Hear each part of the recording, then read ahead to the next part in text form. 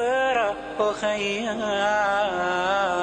ورتل القرآن اصدح بصوتك اسمع الأكوان اقرأ كلام الله داوي نفوسنا لنحس في أعماقنا الإيمان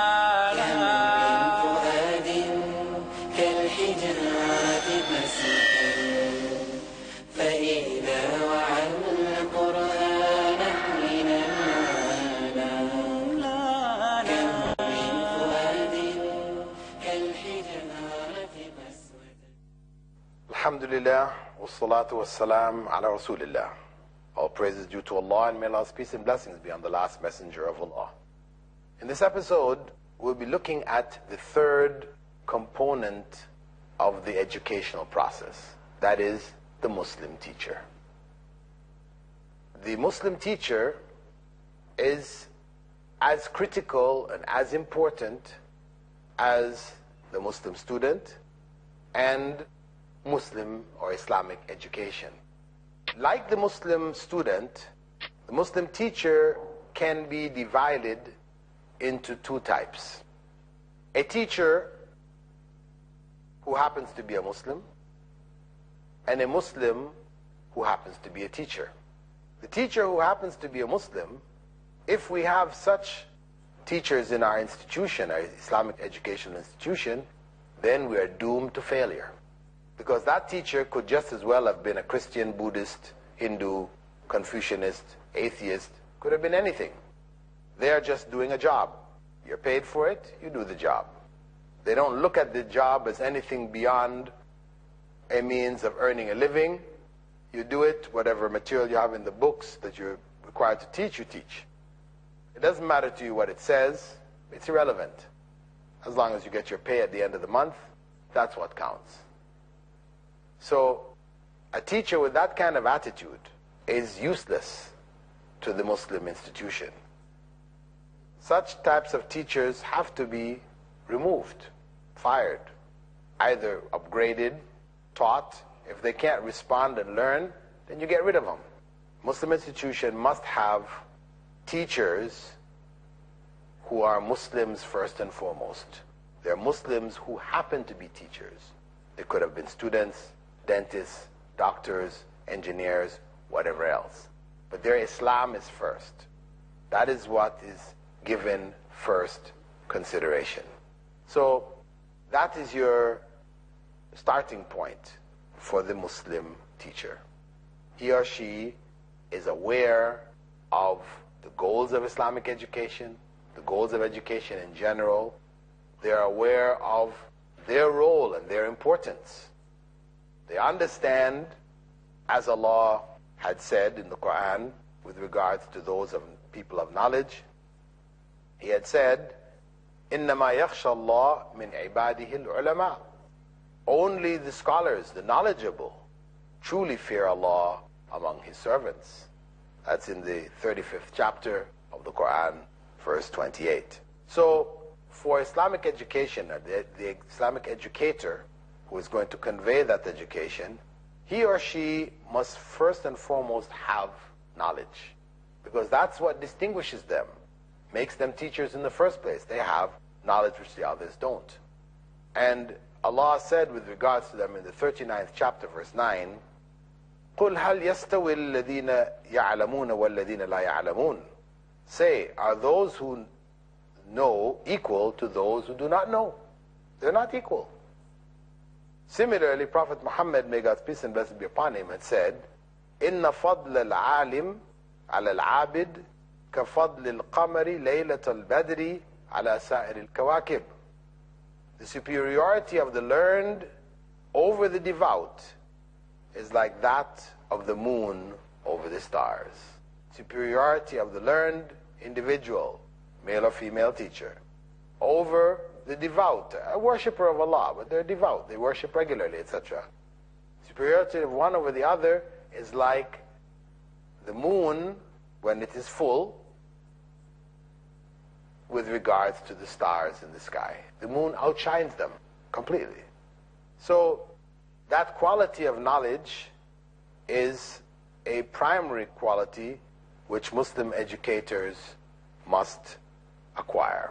Of course, they should be able to distinguish between correct knowledge and incorrect knowledge, useful knowledge and useless knowledge, which I've spoken about in a previous episode, because they are going to be conveying that information to their students.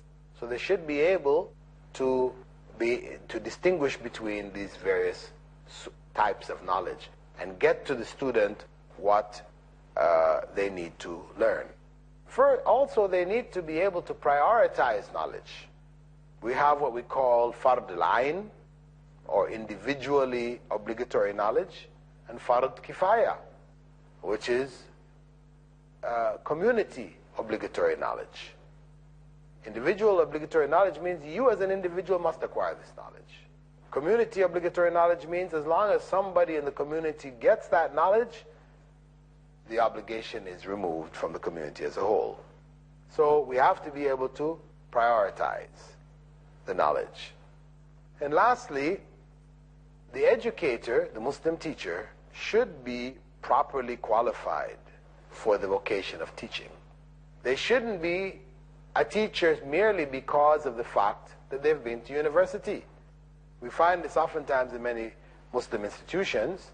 A person is made a teacher simply because they have a BA or a BSc, but they haven't learned the methodology of teaching. They haven't learned about child psychology. How you're dealing with children, you must have that knowledge. This is fard ayn on you. This is the individual required knowledge for you as a teacher. That is the profession you're taking on, so you should have that knowledge. You should understand the psychology of the youths. That will aid you in the conveyance of the knowledge to them. The second basic principle, or we could call it prerequisites for the Muslim educator, is that of faith. They must have the correct faith. That their belief in Islam is in accordance with that which was taught by Prophet Muhammad, may God's peace and blessings be upon him, and was understood by his companions. So people who are coming from backgrounds which are filled with shirk and bid'ah, deviation, misunderstandings, and all these other kinds of things, such people should not be in the Muslim institution. They need to be re-educated first before you put them in the institution, because they will affect the children. They will impart their ideas regardless of what they're teaching. Because as we said, education is a socialization process. It's a way by which a society conveys its values to the next generation. So the teacher is the means by which those values are conveyed. So whatever values the teacher holds, that's what he or she will convey. So it is very important that the faith of the teacher be correct. And that's why fundamentally in the Muslim institution, where people have a choice, then the teachers should be good practicing Muslims. To bring non-Muslims into the teaching staff of the Muslim institution is a mistake. Even if people say, oh, but they're only teaching English, or they're only teaching mathematics, they're not teaching something which has to do with faith, etc., it is going to affect the school. Because, for example, in the girls' school, if you're going to require the teacher to wear hijab and dress as a Muslim would dress, many non-Muslims would not accept that. And really, in societies where people recognize other religious groups as having rights in terms of within Muslim institutions to not conform, then you have a problem. Because if that teacher says, I don't want to, and the union or whatever is going to defend me, my right not to wear hijab and to do whatever I feel like, talk about Christmas or, whatever in the class, then it is going to affect the quality of the education of the children, without a doubt. The last part part of the concept of faith in the educator is that faith should put in the educator a sense of patience, that they should be patient with their students, because the educational process is a trying process. And if one doesn't have patience, then one will not be able to educate properly. It's very easy to become impatient. It's very difficult to be patient. That's why for parents trying to teach their own children, sometimes it's very difficult. They tend not to have the kind of patience that teachers will have. So this is why we stress also, as an extension of faith, we have patience, because that is a product of good faith. The third characteristic or prerequisite of the educator is that he or she be sincere, that they are involved in this educational process as a teacher because they recognize that it is a form of worshiping Allah, that they are blessed by it. Prophet Muhammad ﷺ had said, everything in the world is cursed except for the remembrance of Allah, what brings you closer to it, the teacher and the student. So they know they're in a special position, the teacher and the student. It's a sacred position.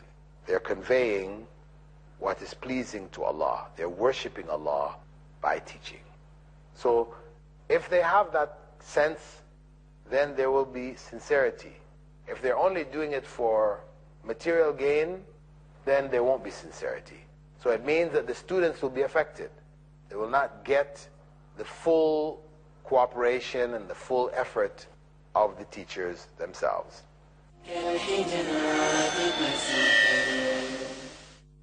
The last prerequisite for the educator is that he or she should be involved in righteousness, that their deeds, the way they behave, the way they carry themselves is righteous, because the example of the teacher will speak much louder than their words.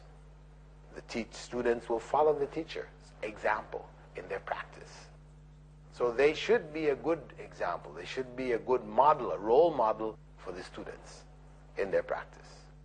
So that, we'll say, is the fourth essential prerequisites for the Muslim educator. Now, in terms of the Muslim teacher in general, we could say that there are qualities that the Muslim teacher should also have outside of these fundamental prerequisites, which are really prerequisites for every Muslim. Knowledge, faith, sincerity, and righteous deeds. This is a requirement for every Muslim. But as a Muslim teacher, it's something which does need to be stressed. However, carrying on to the qualities of the Muslim educator in general, we could say that among them, that teacher should recognize that they are on a sacred mission, which I spoke about in the sincerity element. Secondly, they should be merciful and loving. As the Prophet ﷺ has said, he is not one of us who does not show respect to our elders and show mercy to our little ones. As a teacher, it becomes even more critical that he or she be merciful to the children, because impatience is a part of human nature, and teaching young people, children, etc., is very trying. So for one to be able to maintain that sense of mercy and compassion for the children is not necessarily so easy, but this is what is a quality necessary for the Muslim teacher. Also, there should be justice. The Muslim educator should be just in dealing with his or her students. Rewards and punishment, which is meted out in class, should be fair. It shouldn't be that you punish a student that you don't like personally and you reward the student that you like personally. It shouldn't be about a personal thing. Corporal punishment should be a last resort. Students are out of hand, and not the first thing you do is hit them. There are other things to do. They may be required to do homework assignments or other things which may carry some positive benefit for them. But hitting should be among the last resorts. And of course, this is only where it is permissible, either legally in the country or in the institution. Fourthly, there should be care and concern between the teacher and the students. That teacher should be enough concerned that he or she knows the names of their students, that each individual is known to them. Their parents are known to them. What are the family circumstances of the children? Because oftentimes these circumstances will affect the way that the child learns. And if one hasn't looked into that child's background and understood their situation, then you may be unfairly penalizing them for a circumstance which is beyond their abilities, beyond their control. So it is important that the teacher understands the students that he or she is teaching. They have an understanding of their background, know about their parents, know their family situations. Sometimes students, maybe in your class and the parents just divorced. And that has created, a sense of imbalance in the mind of the student. So they can't concentrate well. So in class, all you see is the student not concentrating, whereas the other students are. So you want to penalize that student, when really, if you understood the background, you would be more sympathetic. Fifthly, the teacher should prepare himself or herself properly. Lesson plans is a must. One should prepare one's lessons prior to classes properly. So you come in and you are, on top of your material. You're not looking to extend classes or shorten classes based on the fact that you are unprepared.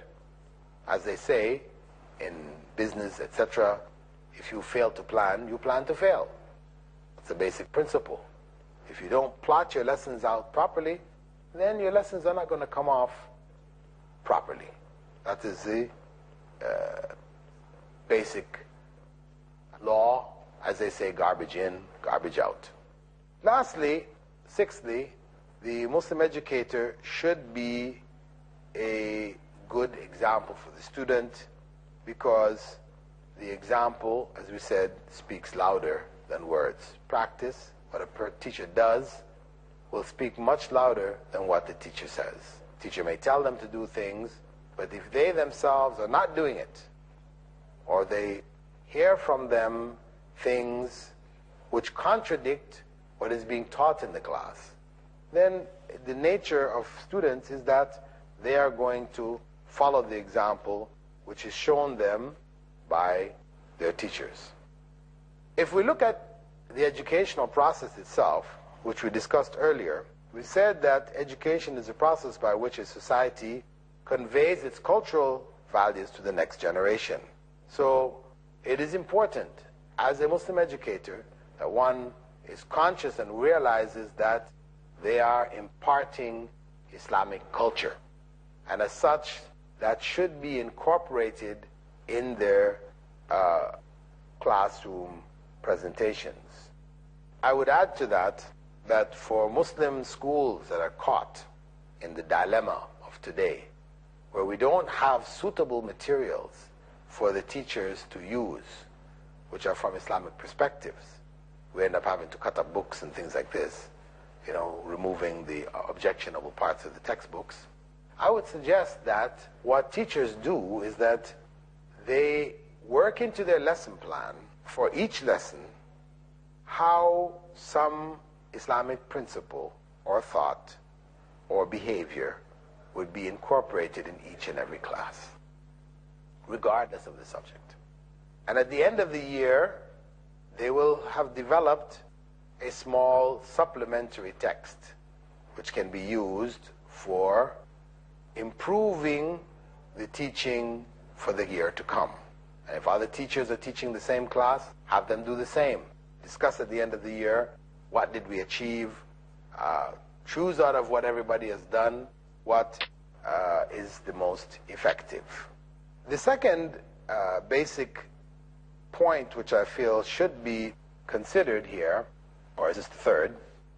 Maybe it's the third point, is that of the teaching environment. That the school environment should be permeated with the remembrance of Allah. Salah, prayer in congregation, should be established in the school. Assemblies should be begun with Bismillah. Students should feel that the environment of the school, the ethos of the school, is Islamic. What this means also is that the reward of students in the school should be based more on Islamic principles than on academic excellence. Academic excellence is important.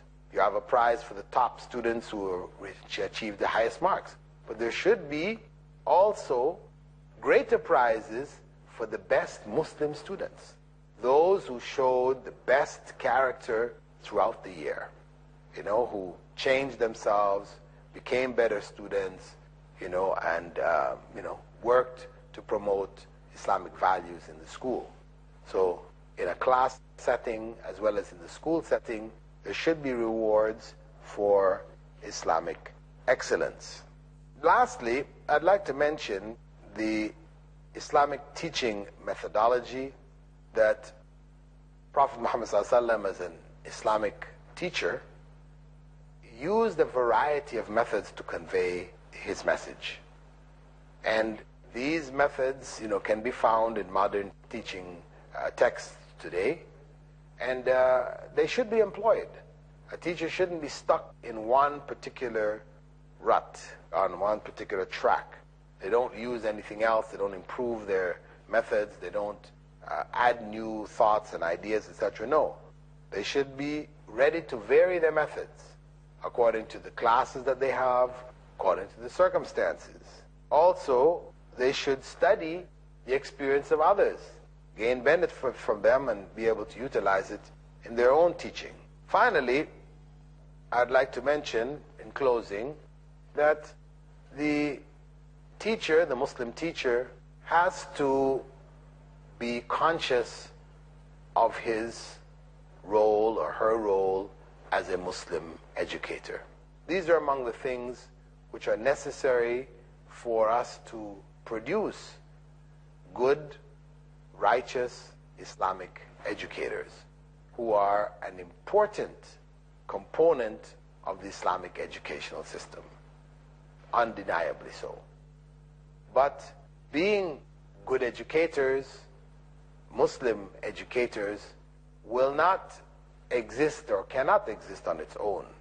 It has to have an environment, the school.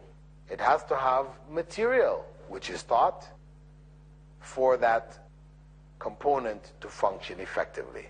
So for Islamic education to be successful, one, you must have an institution which has the right perspective, it has the right environment. Two, you must have Muslim students who are conscious of what it means to be a Muslim student, and not merely a student who happens to be a Muslim. And three, one must have teachers who are Muslims first. Not Muslims by accident, but Muslims by choice. They are necessary, with the other prerequisites of being properly educated, having the skills, etc., sincerity, etc., etc. With that, we'd like to close our program, our episode, and we thank you for being with us and hope that you will follow future episodes of our program. Assalamu alaikum wa rahmatullahi wa barakatuh. اقرأ أخيا ورتل القرآن اصدح بصوتك اسمع الأكوان اقرأ كلام الله داوي نفوسنا لنحس في أعماقنا